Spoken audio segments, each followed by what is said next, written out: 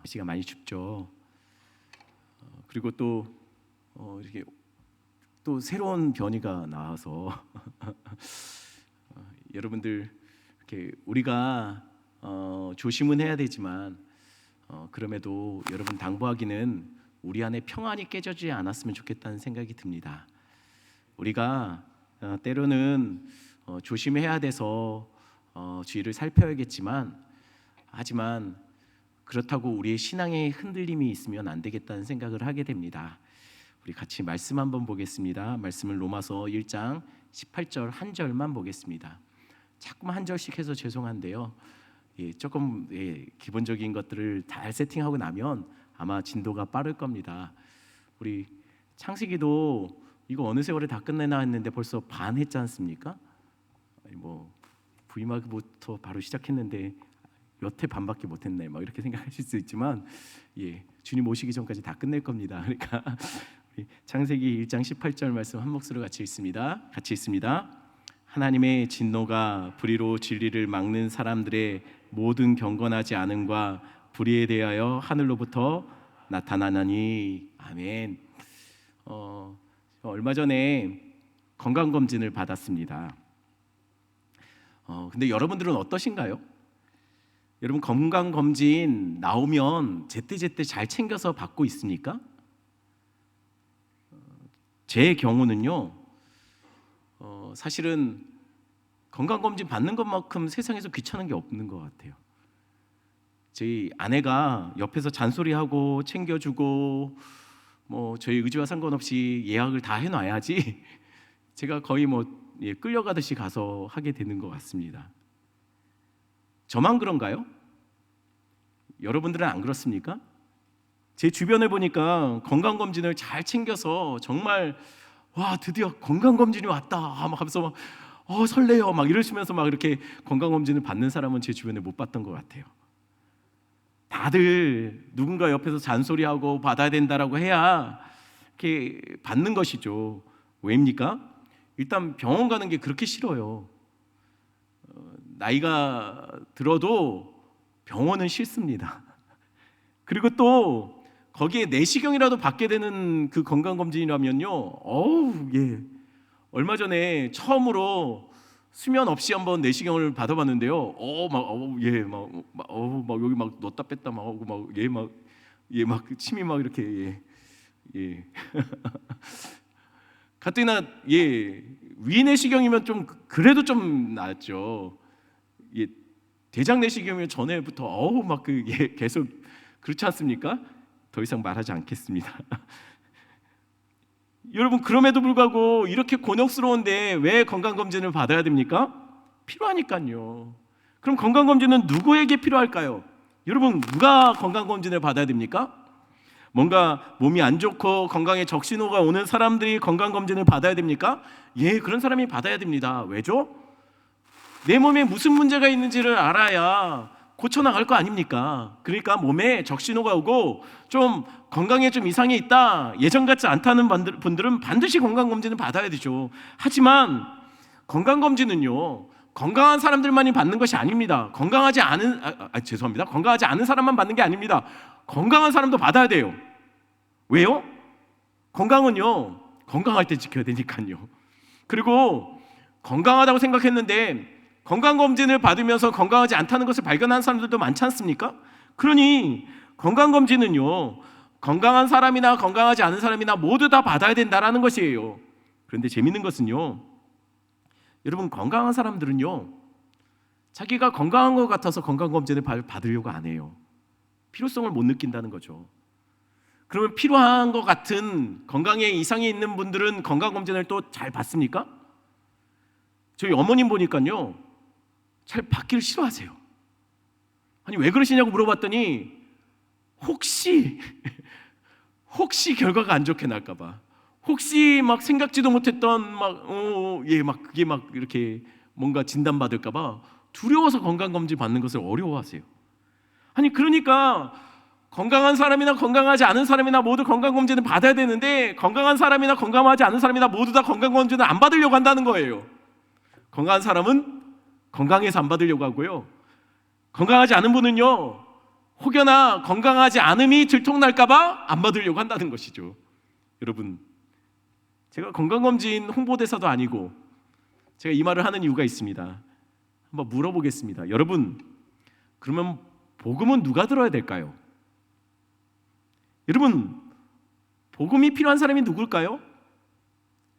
믿는 사람입니까? 믿지 않는 사람입니까?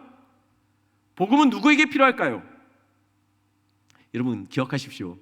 복음은요, 먼저 믿는 우리에게 필요합니다.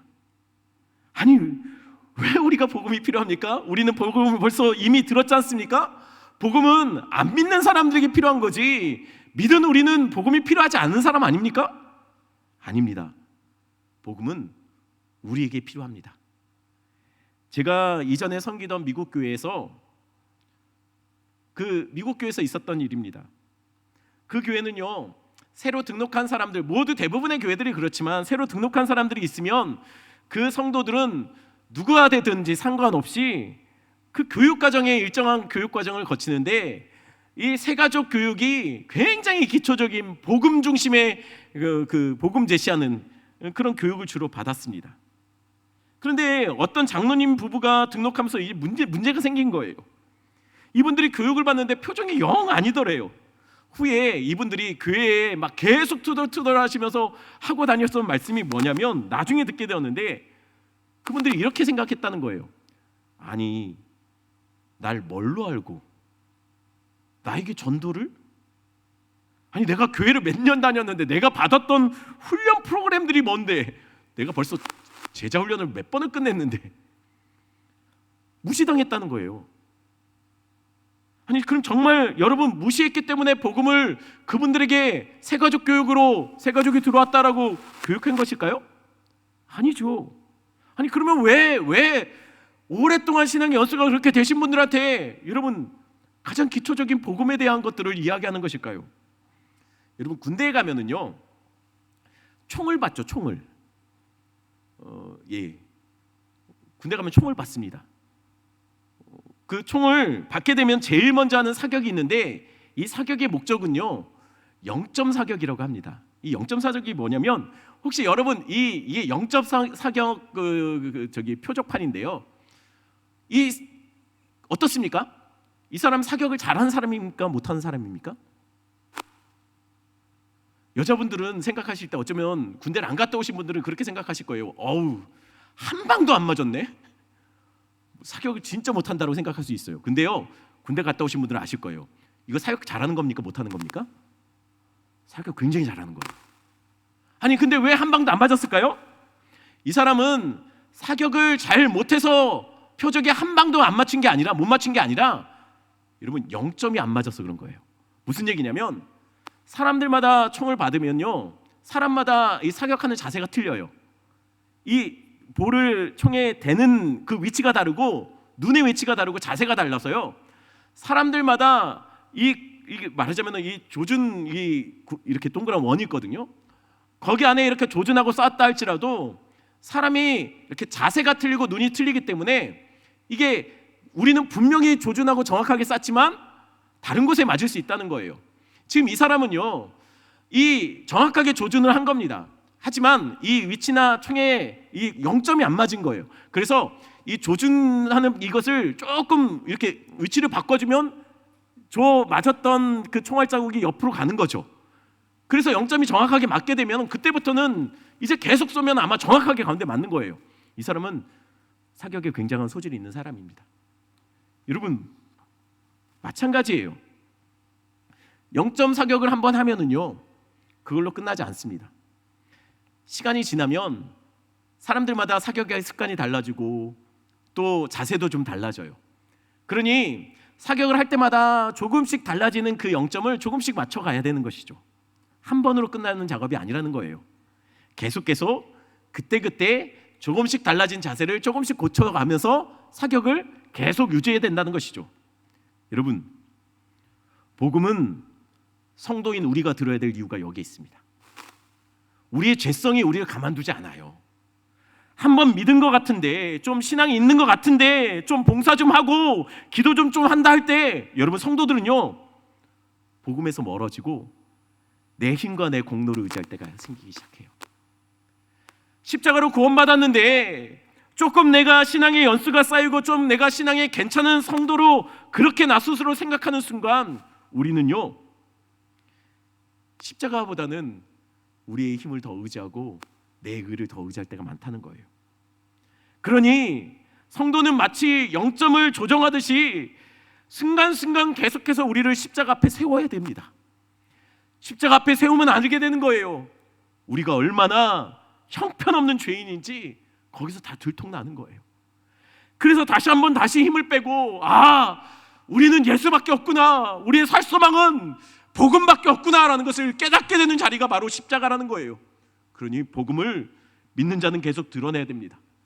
들으며 영적으로 우리 스스로가 얼마나 십자가에서 복음에서 멀어졌는지 스스로 점검하며 다시 돌이켜 우리 자신을 십자가 앞에 무릎 꿇려야 되는 거예요.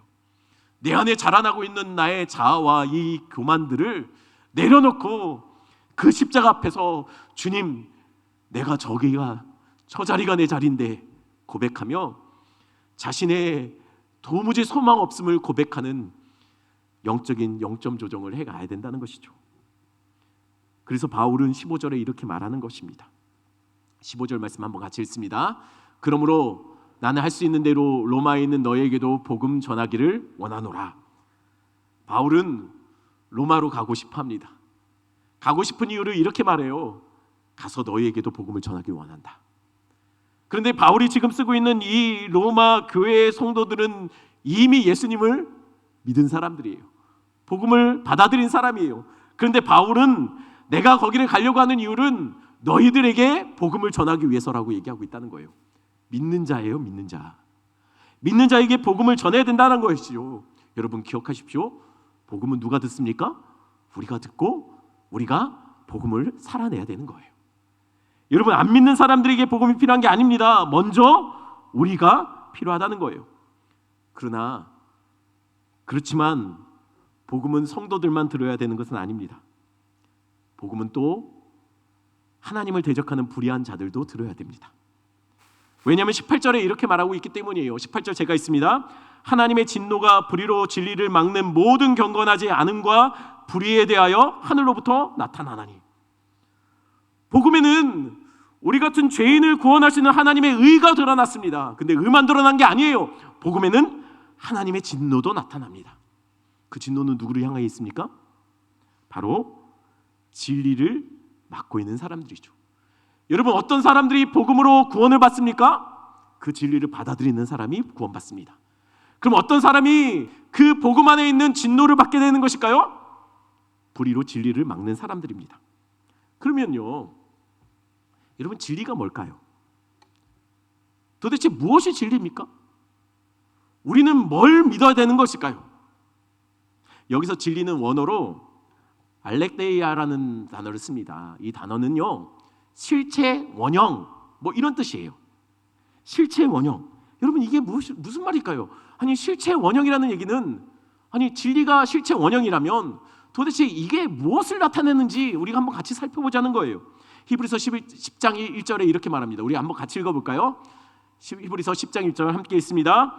율법은 장차 올 좋은 일의 그림자일 뿐이요 참 형상이 아니므로 해마다 늘 드리는 같은 제사로는 나아오는 자들을 언제나 온전하게 할 수 없느니라. 여기서 율법은 구약 성경 좀 더 범위를 좁히면요, 모세오경을 말해요. 구약 성경은요, 장차 올 좋은 것의 그림자라고 말하고 있어요. 여러분, 그렇다면요, 그림자니 참 형상, 실체가 있다는 거 아닙니까? 여러분, 이 실체가 바로 알렉데이아예요. 바로 구약에서 말하고 있는 이 그림자 같은 것이었는데, 구약은 이 구약의 그림자로 보여줬던 이것이 다가올 좋은 것으로 오는데, 이게 실체라는 거예요. 이게 뭡니까? 바로 진리라는 거죠. 그 장차 올 그림자, 구약에서 계속 말해왔던 어떤 하나의 모형과 그림자여가 실체가 장차 좋은 것으로 오게 되는데, 골로새서 2장 17절에는 그것을 이렇게 말합니다. 제가 읽어드립니다. 이것들은 장래의 일의 그림자이나 몸은 그리스도의 것이니라. 여러분, 그렇다면 실체가 뭡니까? 구약에서 말했던 그 그림자와 같은 구약의 실체는 뭡니까? 그리스도예요. 구약은 계속해서 그 실체 대신 진리로 오시는 예수 그리스도를 말한 거예요. 구약은 그림자였어요. 그림자가 여러분 길을 가는데 그런 경험들이 있죠. 골목 같은데 이렇게 걷고 있는데 갑자기 그림자가 이렇게 제 뒤에서 점점 커지면서 쭉 그 그림자를 보면 우리는 무슨 생각합니까? 누가 오고 있구나. 여러분, 구약이 그렇다는 거예요. 우리에게 그림자를 보여줘요. 그 그림자를 보면서 우리에게 뭘 알려주고 있는 겁니까? 뭔가 오고 있구나. 실체가 오고 있구나라는 것이에요. 그게 성경에서 말하는 진리입니다. 그 진리가 누구라고요? 예수 그리스도예요. 그분이 성경이 말하는 실체이십니다. 진리입니다.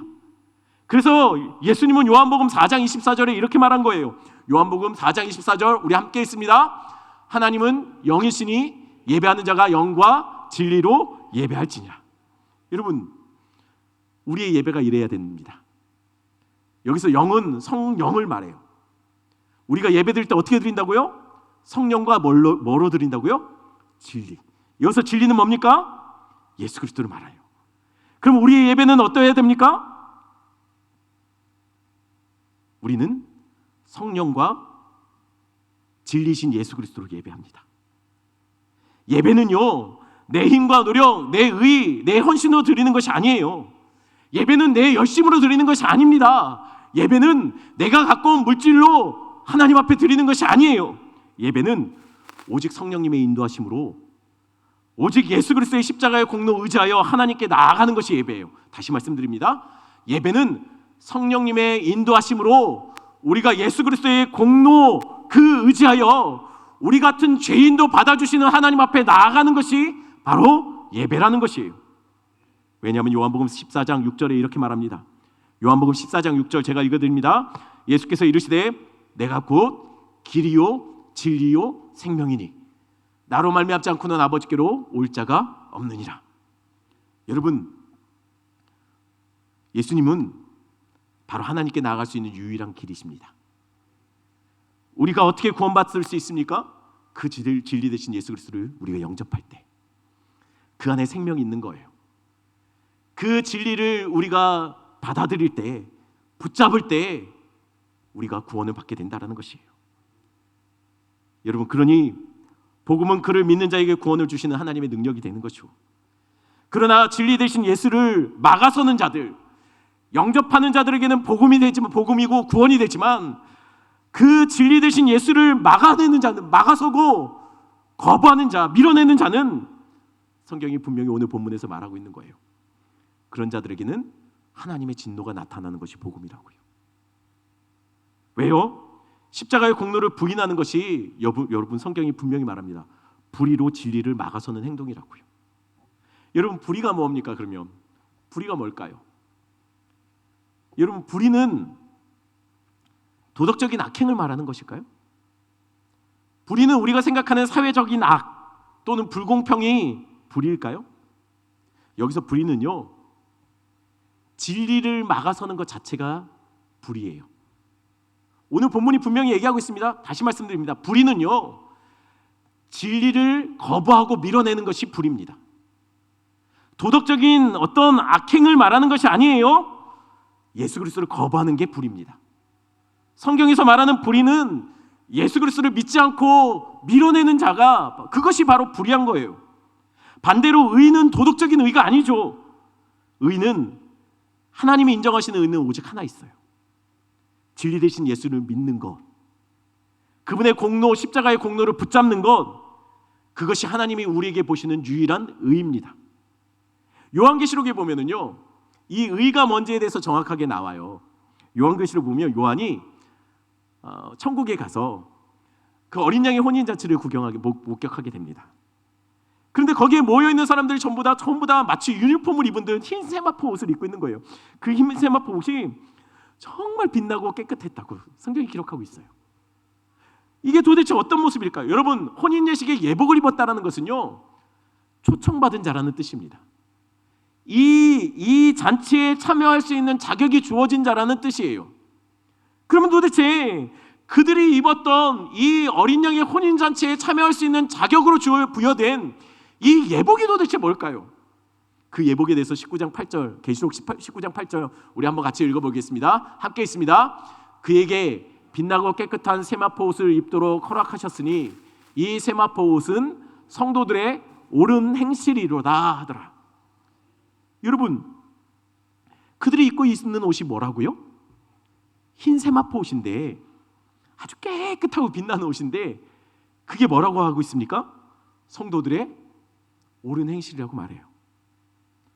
그렇다면 여러분, 구원, 하나님의 백성이 된다는 것은, 천국에 들어갈 자격을 갖게 된다는 것은요, 선행을, 행위 구원을 말하는 것일까요?